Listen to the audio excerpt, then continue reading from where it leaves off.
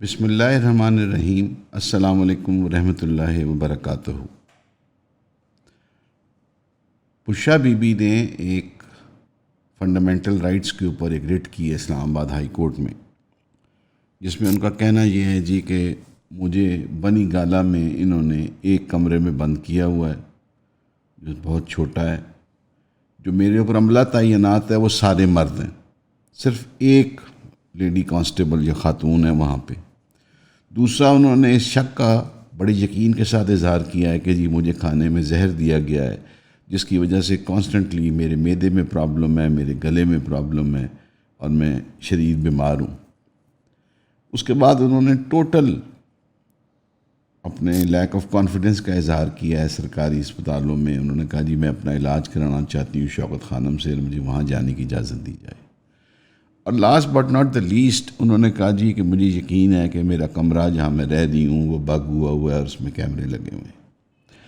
At the same time نعیم پنجوتھا صاحب نے، جو عمران خان صاحب کے بھی وکیل ہیں، پی ٹی آئی کے لیڈر بھی ہیں، انہوں نے رؤف حسن صاحب کے بیٹھ کے ایک پریس کانفرنس کی ہے، جس میں انہوں نے کہا کہ بشریٰ بی بی کے کمرے میں اور باتھ روم میں کیمرے لگائے گئے ہیں۔ میں آپ سے ایک سوال پوچھنا چاہتا ہوں۔ ایک خاتون جو باشرہ دکھتی ہیں، جو بالکل پردہ کرتی ہیں، کچھ تصاویر سوشل میڈیا پہ ہیں، واللہ وہ بشریٰ بی بی کی ہیں بھی کہ نہیں، کسی نے ان کو دیکھا نہیں ہے، کبھی کسی کے سامنے وہ بے پردہ نہیں ہوئی۔ تو ایک خاتون جو آپ کی کسٹڈی میں ہے حکام بالا کی، آپ کی تحویل میں، آپ کے بنائے ہوئے سب جیل کے اندر ہے، ایک کمرے میں بند اور قید ہے، وہاں آپ کیمرے لگا کے نہ ان کے پاس موبائل ہے نہ کچھ، ماں سوائے کہ آپ گناہ کے مرتکب ہو رہے ہیں، ان کی بے پردگی کر رہے ہیں، ایک خاتون کی حرمت کی، چاہے وہ خاتون ماڈرن ہو، لبرل ہو، کسی بھی طرح ہو، کسی کو اجازت نہیں ہے کہ اس کی ریکارڈنگ بنانے کی، نہ یہ آئین اجازت دیتا ہے، نہ اخلاقیات اجازت دیتی ہے، اور مذہب تو بالکل نہیں دیتا۔ اب باتھ روم میں جب آپ کسی کے کیمرہ لگاتے ہیں تو وہاں کیا ویڈیو آپ بناتے ہیں؟ آپ کیوں کر رہے ہیں ایسا؟ آپ سب نے میرے سوال کا جواب دینا ہے کہ ہماری اسٹیٹ کو کیا ہو گیا ہے، ہمارے اداروں کو کیا ہو گیا ہے، ہماری پولیس کو کیا ہو گیا ہے، ہمارے جیل حکام کو کیا ہو گیا ہے۔ اور انہوں نے استدعا کی ہے کہ مجھے اڈیالہ جیل میں شفٹ کیا جائے، بیکاز ان کو میرا خیال ہے کہ یہ تسلی ہے کہ جیل جو ہے وہ زیادہ سیکیور ہے بنسبت ان کے گھر کے۔ وہ جو ایک بحث تھی نا کہ ان کو بنی گالہ بھیج دیا گیا ہے، کوئی کمپرومائز ہو گیا، کوئی ڈیل ہو گئی ہے، ان کو کمفرٹیبل کر دیا گیا ہے، قطعاً کوئی ایسی بات نظر نہیں آ رہی، دکھنے میں نہیں مل رہی۔ اس کے بعد اگلی خبر جس پہ ابھراتے ہیں وہ یہ ہے کہ ایک مریم بی بی نامی خاتون کراچی ایک بیوٹی پارلر میں کام کرتی ہے، اس کا بھائی بھی وہیں کام کرتا ہے۔ وہ عید گزارنے کے لیے ملت ایکسپریس پہ سوار ہوتی ہے، اس کے ساتھ اس کے 2 بچے ہیں، اور ایک اور کمپارٹمنٹ میں اس کی بہن بھی سفر کر رہی ہے، جو دونوں بہنیں آپس میں رابطے میں ہیں۔ آل آف اے سڈن ہم ایک ویڈیو دیکھتے ہیں جو وائرل ہوتی ہے کہ ایک پولیس والا ایک خاتون کو بڑی بے رحمی سے پیٹ رہا ہے اور گالیاں دے رہا ہے، اس نے بندوق بھی اٹھائی ہوئی ہے۔ وہ کیوں کر رہا ہے ایسا، اس کے بارے میں بہت سی تھیریز چل رہی ہیں۔ اس کے بچے کلیم کرتے ہیں کہ امی اس وقت قرآن کی تلاوت کر رہی تھیں، جس پہ لوگوں کو اعتراض ہوا تو پولیس بلا لی گئی۔ کچھ یہ کلیم ہے کہ شاید وہ لوگوں کے سامان کو ادھر ادھر پھینک رہی تھیں، اس کے اوپر پولیس بلائی گئی۔ لیکن کسی بھی صورت میں اس پولیس والے کو یہ اجازت نہ قانون دیتا ہے، نہ اخلاق دیتا ہے، نہ آئین دیتا ہے کہ وہ اس خاتون کو وہاں مارنا شروع کر دے اس کے بچوں کے سامنے اور بد زبانی کرے اس کے بعد۔ اس کے بعد ایک اور اندھوناک واقعہ ہوتا ہے کہ کچھ گھنٹوں کے بعد پتہ چلتا ہے کہ وہ خاتون ٹرین سے گر گئی ہے نیچے، اور وہ بری طرح اس کی باڈی مسک ہو گئی ہے۔ اس کی ایون اتنی باڈی مسک ہو گئی ہے کہ اس کی آٹوپسی کرنا مشکل ہو رہی ہے۔ ظاہری بات ہے ٹرین کے نیچے آ گئی ہوگی۔ اب وہاں بھی ڈیفرنٹ تھیریز دی جا رہی ہیں، کچھ کہتے ہیں اس کی دماغی حالت نہیں ٹھیک تھی، کچھ کہتے ہیں اس کو پولیس والے نے دھکا دے دیا، لیکن اس کے جو رشتہ دار ہیں، اس کا بھائی جو ہیں، وہ کوشش کر رہے ہیں کہ پولیس کانسٹیبل کے اوپر پرچہ ہو جائے۔ آئی جی ریلوے صاحب نے بڑی ہمت فرمائی ہے کہ انہوں نے اس کو معطل کر دیا ہے اور اس کو گرفتار کر لیا گیا اس کانسٹیبل کو، کیونکہ اتنا پریشر ہے سوشل میڈیا کا۔ آپ یاد رکھیں، آپ کے اندر بڑی طاقت ہے، آپ اگر چاہیں تو بڑے سے بڑا غلط کام روک سکتے ہیں۔ اس لیے آپ کا جو کرٹیسزم ہے، آپ کی تنقید جو ہے، تمیز کے دائرے میں رہتے ہوئے اچھے الفاظ کا چناؤ کرتے ہوئے، وہ بہت ضروری ہے۔ اب دیکھیں اس کا کیا آؤٹ کم نکلتا ہے، یا چند دنوں کے بعد یہ بھی ایک خبر ہی رہ جائے گی اور ایک ہسٹری کے اندر چلی جائے گی اور اس کے اوپر کچھ بھی حاصل وصول نہیں ہوگا۔ لیکن میں آپ کو یہ بتانا چاہ رہا ہوں کہ یہ جو بے رحمی ہے اداروں کی، آپ نے بھاول نگر والا واقعہ دیکھا، یہ جو برداشت ہے محکموں کی، یہ جو برداشت ہے اداروں کی، یہ جو برداشت ہے وہ لوگ جو مسلح ہیں، جن کے پاس اسلحہ ہے، چاہے وہ گنڈے ڈکیت ہوں، چاہے وہ ہمارے محافظ ہوں، چاہے وہ ہمارے فوجی بھائی ہوں، وہ ان میں سے بالکل ختم ہو چکی ہے۔ آپ بہاول نگر میں دیکھتے ہیں کہ پولیس نے ہائی ہینڈڈنیس کی کہ ایک گھر میں گئے اور وہاں پہ وہ ملزم کو لینے گئے، مجرم کو گرفتار کرنے گئے تو انہوں نے وہاں عورتوں کے ساتھ بےہودگی اور بدتمیزی کی اور اپنی لمٹس کو کراس کیا۔ اس کے اوپر جس ادارے کے وہ لوگ تھے، اس ادارے نے بجائے قانون کو ہاتھ میں لینے کے، بیکاز ان کو بھی شاید یہ سمجھ آ چکی تھی کہ اگر ہم قانونی راستہ اپناتے ہیں تو یہ آج سسپینڈ ہوں گے، 10 دن بعد یہ بحال ہو جائیں گے اور ان کے خلاف کچھ بھی نہیں ہونا۔ سو انہوں نے یہ فیصلہ کیا کہ چونکہ ہمارے پاس طاقت زیادہ ہے، ہمارے پاس ڈسپلن زیادہ ہے، ہمارے پاس اثر زیادہ ہے، تو ہم خود ہی جج بنتے ہیں، خود ہی منصف بنتے ہیں، خود ہی جیلر بنتے ہیں، خود ہی جلاد بنتے ہیں۔ تو انہوں نے وہ ایکشن کیا اور پولیس والوں کو سارٹ آؤٹ کر دیا اپنی سمجھ اور دانست کے مطابق۔ اب اس کے بعد پاک فوج زندہ باد، پنجاب پولیس زندہ باد کے نعرے لگ گئے، ایک GIT بن گئی جس کی رپورٹ نہ آپ کو ملنی ہے نہ مجھے ملنی ہے۔ مین چیز جو کاز آف کنسرن ہے اس کے اندر اداروں کے رویے ہیں، ہمارے ایٹیچیوڈز ہیں جو ہمارے سامنے آتے ہیں۔ باقی آپ کو ایک بری خبر سنا دوں، 8.8 روپے ڈیزل کی قیمت بڑھ گئی ہے، 4.4 روپے پیٹرول کی قیمت بڑھ گئی ہے۔ 870 ارب روپیہ حکومت پاکستان نے پیٹرولیم لیوی کی صورت میں آپ سے اور مجھ سے لینا ہے۔ آپ کو فیل ہو رہا ہے کہ آپ کا خون کم ہو رہا ہے؟ آپ کا دل ڈوب تو نہیں رہا؟ بلڈ پریشر لو تو نہیں ہو رہا؟ اگلی خبر بھی ہے، بجلی کی قیمت بڑھنے کا بھی اندیہ دے دیا گیا ہے۔ اب چونکہ گرمیاں آئیں گی، شدت کی گرمیاں آئیں گی، آپ پنکھے بھی چلائیں گے، جو صاحب حیثیت ہیں وہ گھر میں AC بھی چلائیں گے، آپ کی فریج پر بھی زیادہ لوڈ ہوگا، آپ فریزر کو بھی چالو کریں گے کہ ٹھنڈا پانی مل جائے، برف مل جائے، کھانا نہ خراب ہو، دودھ نہ خراب ہو۔ تو لہٰذا آپ ذہنی طور پہ تیار ہو جائیں کہ آپ پہ اب مہنگائی کے ڈنڈے برسنے لگے ہیں بڑی شدت کے ساتھ، اور اس میں جو بھی دن گزرتا ہے ایڈیشن ہو رہی ہے، کمی نہیں آ رہی کسی قسم کی۔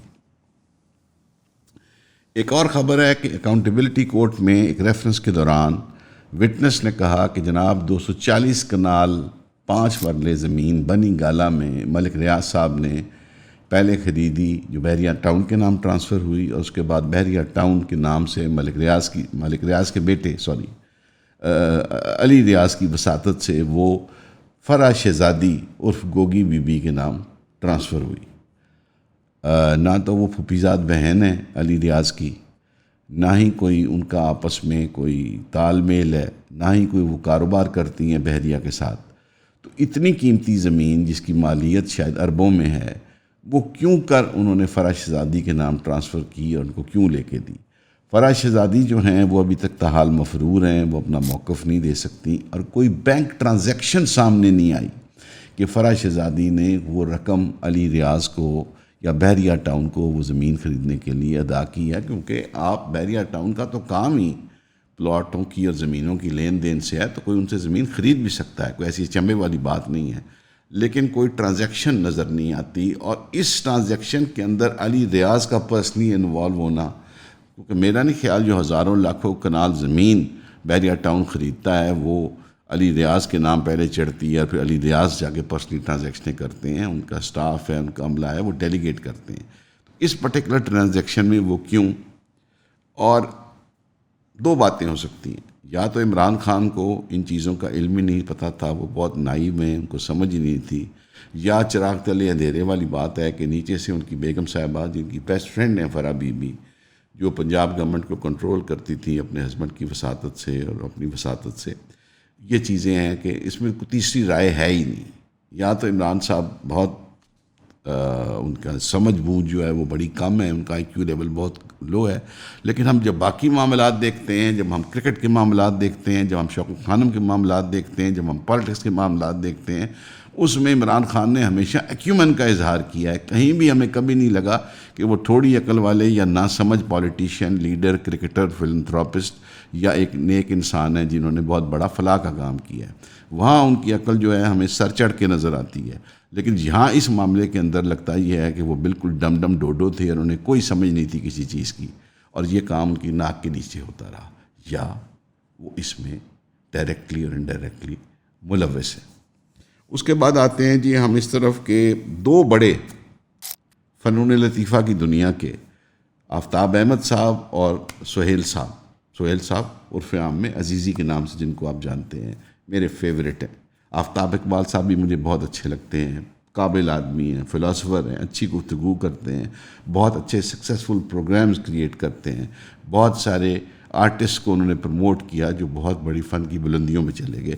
یہ دونوں آپس میں الجھ پڑے، کہیں آفتاب صاحب نے کوئی ایسی بات کر دی جو شاید معیار کے منافی نہیں تھی سہیل صاحب کے والد کے بارے میں، سہیل صاحب نے اس کا ریبٹل دیا ایک پروگرام کے اندر، اس کے بعد آفتاب صاحب نے ایک 30-40 منٹ کا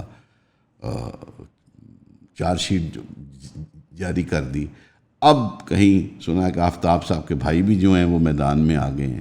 میں دونوں کو ایک چیز بتانا چاہتا ہوں، دونوں کا مجھ سے کوئی رابطہ نہیں ہے، اگر سوشل میڈیا کے تھرو ان تک یہ خبر پہنچ جائے یا یہ ویڈیو ان تک پہنچ جائے کہ سر آپ دونوں اپنی قدر و منزلت میں گھاٹا کر رہے ہیں، اپنا قد گھٹا رہے ہیں، بڑھا نہیں رہے یہ باتیں کر کے۔ جو بڑے ہوتے ہیں نا جی، جو بہت بڑے ہوتے ہیں وہ بڑے ہی ہوتے ہیں، وہ اس طرح کی گفتگو میں انڈلج نہیں کرتے اور اس طرح کی ایک دوسرے کے اوپر مڈ سلنگنگ نہیں کرتے، اس طرح کے تانے، دشنام ترازی اور اس طرح کے مینے جو ہیں وہ نہیں دیتے۔ لیکن دونوں آپس میں سینگ اڑا بیٹھے ہیں اور اب میرا نہیں خیال کہ کوئی پیچھے ہٹنے کو تیار ہو۔ میں یہ دونوں کو ریکویسٹ کروں گا کہ آپ کا یہ جو عمل ہے یہ ہمارے معاشرے کے اندر، جو میں نے پہلے بات کی کہ برداشت ختم ہو چکی ہے، تو جب معاشرے کے بڑوں کے اندر برداشت ختم ہو چکی ہے، جو فلاسفر ہیں، جو قداور شخصیات ہیں، جو حوصلہ مند ہیں، جن کو عوام نے اتنی عزت اور شہرت دی ہے، نہ وہ پولیٹیشین ہیں نہ وہ کوئی فلنتھراپسٹ ہیں، اس کے باوجود انہوں نے اتنا نام کمایا ہے، تو اگر ان کے اندر برداشت نہیں ہے تو ان کے اندر سے ہی، ان کی تربیت سے ہی جو محکموں میں سپاہی ہیں یا افسران ہیں وہ وہیں سے پولیس میں جاتے ہیں، وہیں سے فوج میں جاتے ہیں، وہیں سے بیوروکریسی میں جاتے ہیں۔ تو اگر بڑوں میں برداشت ختم ہو گئی ہے، من حیث القوم ہماری قوم میں برداشت ختم ہو گئی ہے، تو پھر ہمارا اللہ ہی حافظ ہے۔ وہ آپ نے دیکھ لیا ہے کہ وہ ہم کس طریقے سے ایک دوسرے کے ساتھ سلوک روا رکھتے ہیں۔ آخری خبر جو ہے اہم ہے، کور کمانڈر بنگلہ لیفٹیننٹ جنرل ایمن، انہوں نے پری میچور ریٹائرمنٹ لے لی ہے، قبل از وقت ریٹائرمنٹ جس کو آپ کہتے ہیں۔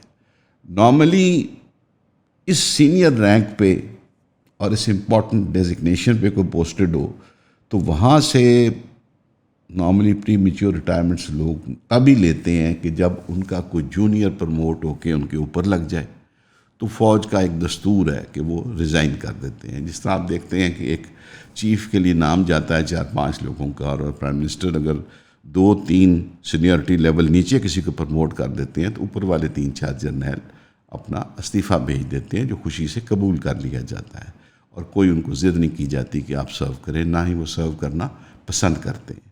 یہ ایک دستور ہے فوج کا۔ تو قبل از وقت ریٹائرمنٹ انہوں نے کیوں لی، اس پہ کیا سارائیاں ہو رہی ہیں، سوشل میڈیا میں مختلف باتیں ہو رہی ہیں، ہم کسی بھی چیز میں نہیں جائیں گے۔ It could be because of his family reasons, God forbid.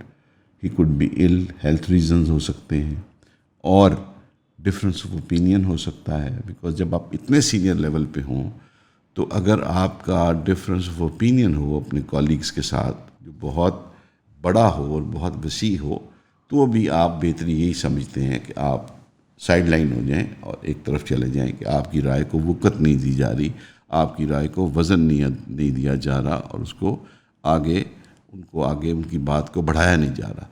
تو یہ چیزیں ہیں جو میں نے آپ کے گوش گزار کرنی تھی۔